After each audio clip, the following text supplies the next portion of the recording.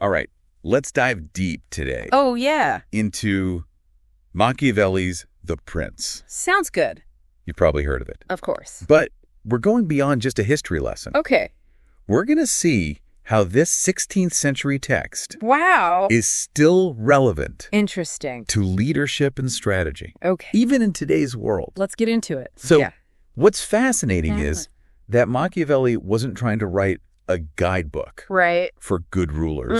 Mm-hmm. He was more interested in analyzing Yeah. how power actually works, I see. how it's gained, how it's held on to, Oh, wow. and yes, sometimes how it's manipulated. Manipulated. Okay. So yeah. less about morality, Right. more about cold, hard reality. I'm intrigued. Exactly. Yeah. He starts by talking about Yeah. different types of governments, Okay. but he's particularly interested in Oh, really? these new monarchies Yeah. because they're the most unstable. I see. Imagine trying to establish control when everyone is skeptical Oh. and hoping for something better. Right. That's the challenge Machiavelli lays out. Interesting. And that makes me think about Yeah. any situation where someone's new Mm-hmm. to a position of power, Okay. right?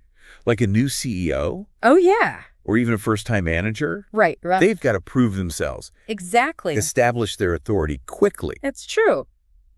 You got it. Machiavelli uses this example Yep. of Louis XII Okay. losing Milan twice. Losing Milan twice. Yeah, talk Oh, about yeah. a hard lesson in how fragile new power can be. Oh, yeah. It shows that consolidating control Mm-hmm.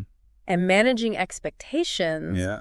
are crucial Yeah. right from the start. It's like you've got this small window of opportunity That's a great way to put it. to make an impact Yeah, and secure your position exactly. or risk losing it all hmm before you even really get started. And this leads us Oh, to no. one of Machiavelli's most famous and perhaps unsettling ideas. All right.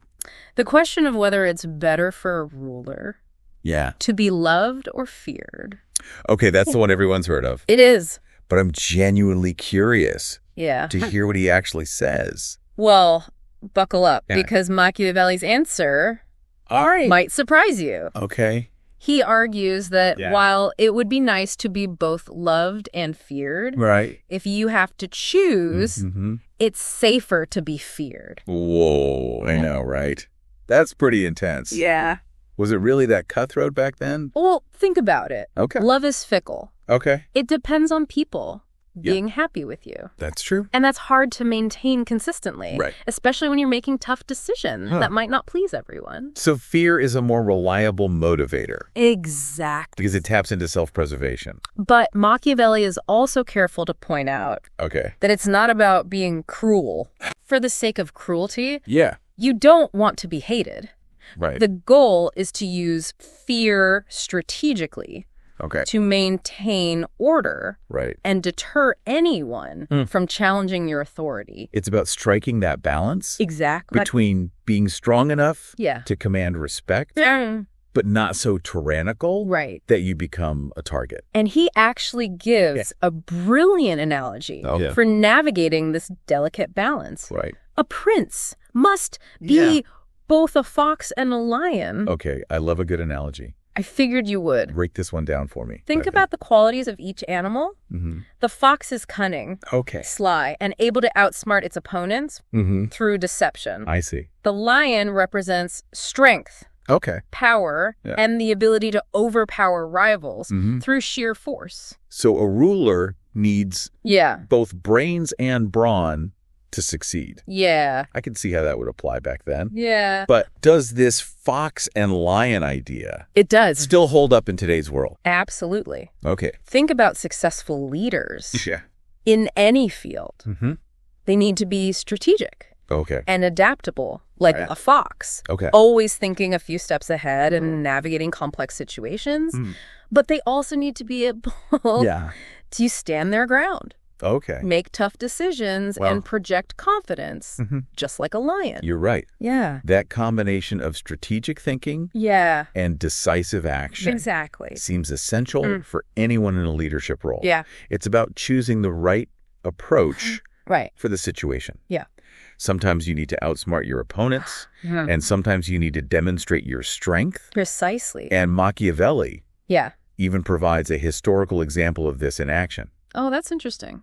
He highlights Cesare Borgia, Okay. who used his cunning Oh, wow. to gain control of the Romagna region in Italy, In Italy. outsmarting powerful families, Yeah, okay, like sure. the Orsini You were seen. and the Vitelli. Right. So he was Yeah. a real-life fox in action, He was. but he also knew Yeah. when to use force. Of course. He wasn't afraid to show his lion side Right. when necessary, Exactly. consolidating his power Yeah. and deterring potential rivals. It's almost like Yeah. a game of chess, I like that. isn't it? It is. You've got to be thinking Yeah. multiple moves ahead, Mm-hmm. anticipating your opponent's actions, Mm-hmm. and always be ready to adapt. It's a great comparison. Your strategy. And Machiavelli Yeah. also recognized that Yeah. image is a huge part of this game. Image. In fact, he argues Yeah. that sometimes it's more important to appear Oh, to interesting. have certain qualities Well, than sure. to actually possess them Wow. all the time. Yeah. So appearances can be deceiving, even when it comes to leadership. Mm-hmm. Tell me more. Machiavelli was way ahead of his time Right. in understanding Yeah. the power of perception. I see. He said, Yeah. a prince needs to project an image Okay. of faith, integrity, Mm-hmm. humanity, Okay. and even religiosity. Interesting. So basically, Yeah. looking the part Yeah. is just as important as playing the part. You could say. He's not advocating for being fake, Yeah. but rather for Mhm. understanding the importance Right. of public image, Yeah. even if you have to make tough, maybe even ruthless decisions Right. behind the scenes. Yeah. You need to maintain Yeah. a certain facade Exactly. that inspires confidence and trust Right. in the people you lead. We see this all the time Yeah. in modern politics. Right. Politicians carefully crafting their persona and their message to Yeah. control how they're perceived. Mm-hmm. By the public? It's almost like Yes. a performance in a way. And Machiavelli Yeah. was incredibly astute Yeah. in recognizing how this works Yeah. centuries before Yeah. the age of social media and 247 news cycles. It makes you wonder It does. how much of what we see Yeah. from leaders today is genuine and Yeah. how much is Yeah. calculated strategy. That's a question worth pondering. Yeah, but Machiavelli didn't just focus on intangible things like appearances. Exactly. He also had some pretty concrete advice Oh, okay. on things like fortresses. Really? Really? I wouldn't have expected that. He actually suggests that relying too heavily on fortresses Okay. can be a sign of weakness. Okay. It can make a ruler appear Yeah. dependent on physical structures for protection rather than on the support of their people. So, true strength. Yeah, comes from something more Exactly. than just walls and armies. That reminds me of something else Yeah. Machiavelli talks about. Right. The importance of choosing allies wisely. Right. I'm guessing Yeah. he wasn't a fan of Right. staying neutral. He saw neutrality as a risky strategy. Okay. By refusing to take sides, Right. you end up alienating potential allies and making yourself vulnerable Okay. for those who are willing to make bold moves. So sometimes you have to take a stand, Exactly. even if it's controversial, Right. to build strong alliances Yeah. and establish yourself as a player in the game. Exactly. And remember, Yeah. for Machiavelli, Mm-hmm. the ultimate goal of any ruler Yeah. is to maintain power and stability. Right. And perhaps the biggest threat to that stability, Okay. it's something he warns against repeatedly, What's that? becoming hated by your subjects. Hate. Okay. Because hatred breeds rebellion. And that's the quickest way Right. to lose everything you've worked to build. Precisely. Machiavelli saw hatred Yeah. as a dangerous force that could unravel even the most Yeah. carefully constructed power structure. Yeah. This is also fascinating. I came into this thinking The Prince Yeah. would be this cynical guidebook for tyrants, Right. but I'm seeing it more Mm-hmm. as a shrewd analysis of human nature Yeah.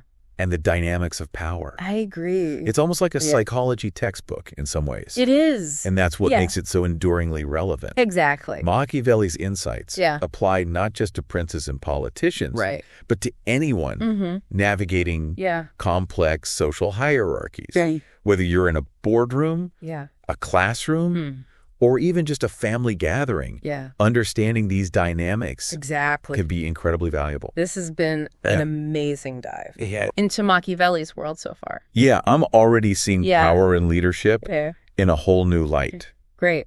And as we dig deeper into the prince, you'll see this other element Machiavelli brings in that impacts any leader, fortune. Fortune. So he's acknowledging that, like, luck plays a role. That even the most cunning fox or the fiercest lion can't control everything. Exactly. He doesn't see fortune as just pure luck, though. Okay. It's more like a force of nature. Okay. Like a powerful river that can be both beneficial and destructive. Okay, I'm picturing this wild, unpredictable river. Yeah. So how does a prince, or any leader, for that matter? Machiavelli uses this brilliant analogy of building dams and levees to control the river's flow. I see.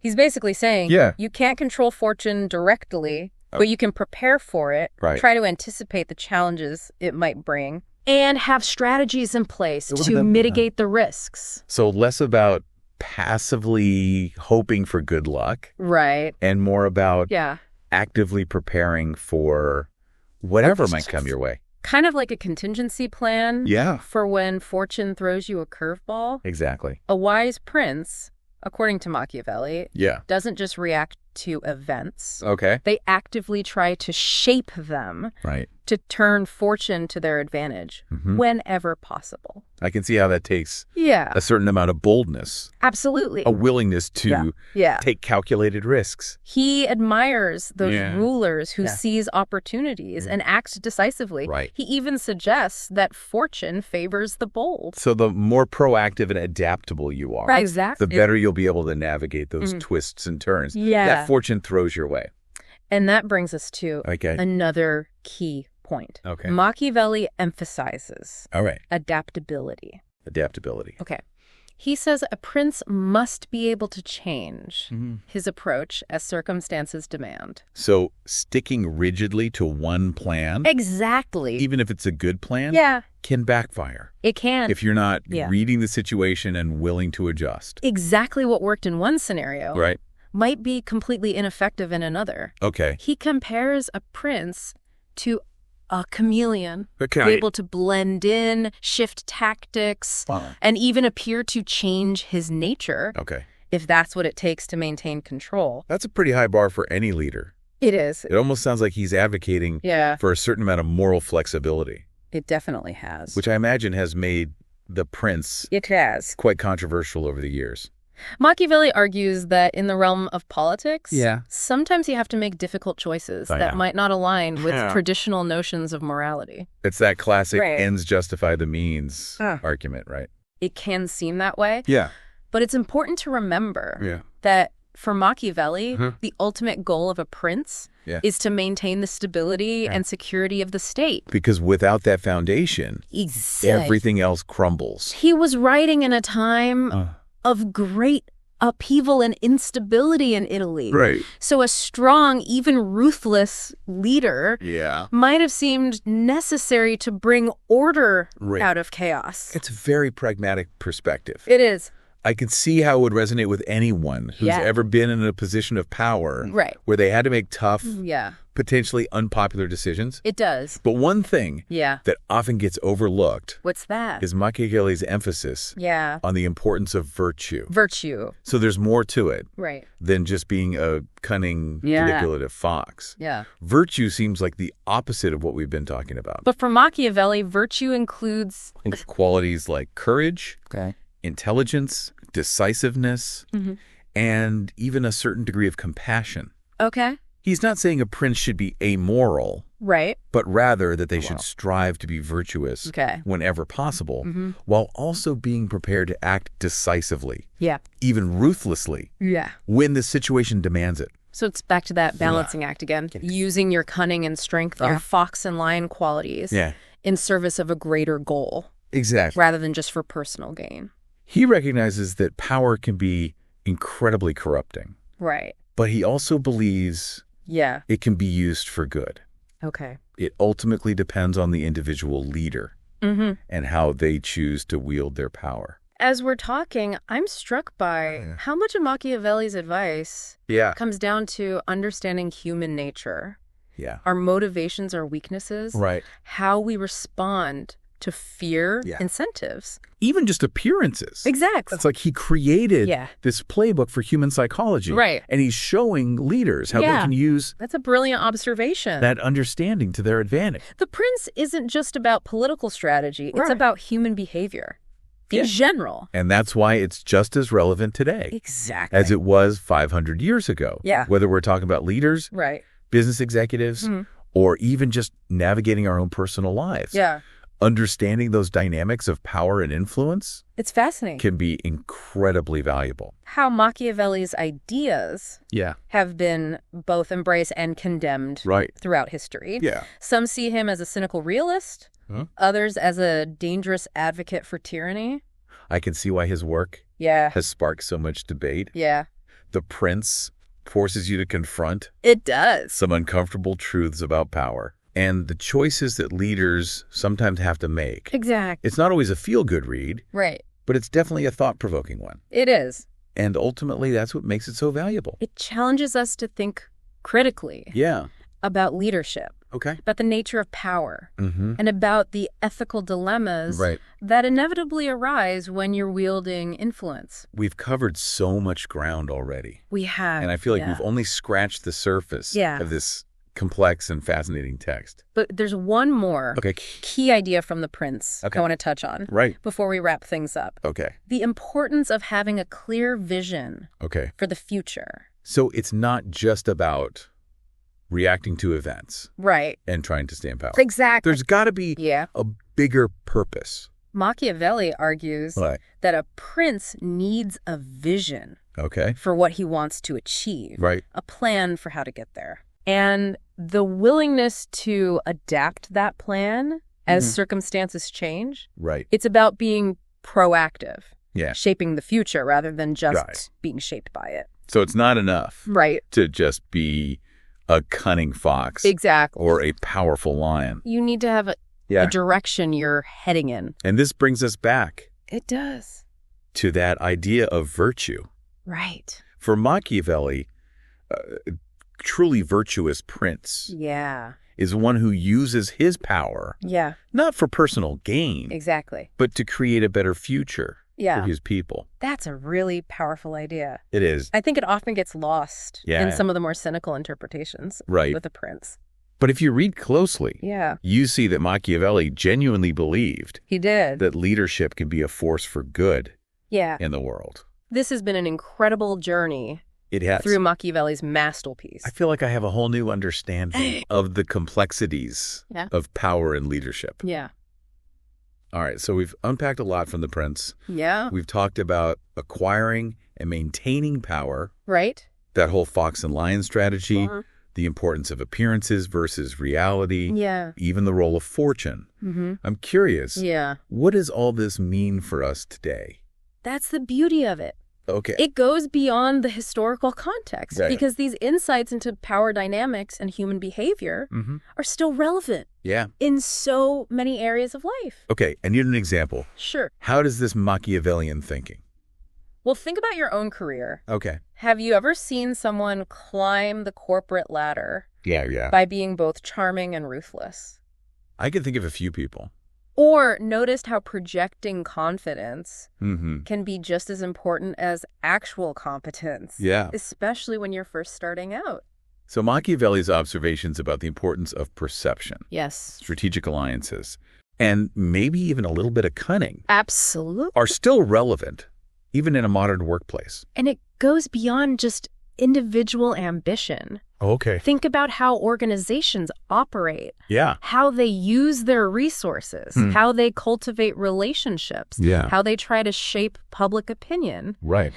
Machiavelli's insights can help us understand these power dynamics on a much deeper level. It's like he's giving us this X-ray vision to see through all the surface level stuff and understand the underlying power structures at play. And that knowledge can be incredibly empowering. Yeah. It allows us to navigate these situations more effectively, understand our own role in these dynamics, and ultimately make more informed choices. So what's the main takeaway here? Well, is Machiavelli saying we should all go out and become these not at all Machiavellian schemers manipulating our way to the top? Remember, he emphasizes the importance of virtue. Okay. He believed that a truly effective leader uses their power not just for selfish ends, but to create a better world. So it's not about embracing ruthlessness for its own sake. It's about understanding how power works and using that knowledge responsibly. Machiavelli forces us to confront. He does. The realities of power, the choices that leaders face, the ethical dilemmas that arise when wielding influence. It's like he's saying, look, this is how the world works. Right. Even if it's not pretty. Yeah. Now, what are you going to do with that knowledge? It's a call to action. Exactly. An invitation to think critically about leadership and the responsibilities that come with it. This deep dive has been eye-opening. It has. I'm starting to see the prince. Less as a cynical guide to manipulation and more as a blueprint for understanding this complex interplay of power strategy and human nature. It is, and it leaves us with a lot to ponder. Right. Is the prince a cynical guide to manipulation? Yeah. Or a realistic assessment of human nature and the pursuit of power? That's the million-dollar question. And I think the answer depends on how you choose to apply Machiavelli's insights. Yeah. Are you going to use them to become a more effective and ethical leader? Yeah. Or to justify selfish ambition? That's a question each of us has to answer for ourselves. It is. But thanks to Machiavelli, we now have a much deeper understanding of the stakes involved. This has been an incredible journey. It has. Through Machiavelli's world, I feel like I have a whole new set of tools for understanding power, leadership, and the choices we all make in navigating the complexities of human relationships. And on that note, we leave you with one final thought. Okay. What would Machiavelli do in your situation? That's something to chew on. Thanks for joining us on this deep dive. Of course. Until next time, keep exploring. Keep questioning. And keep those minds sharp.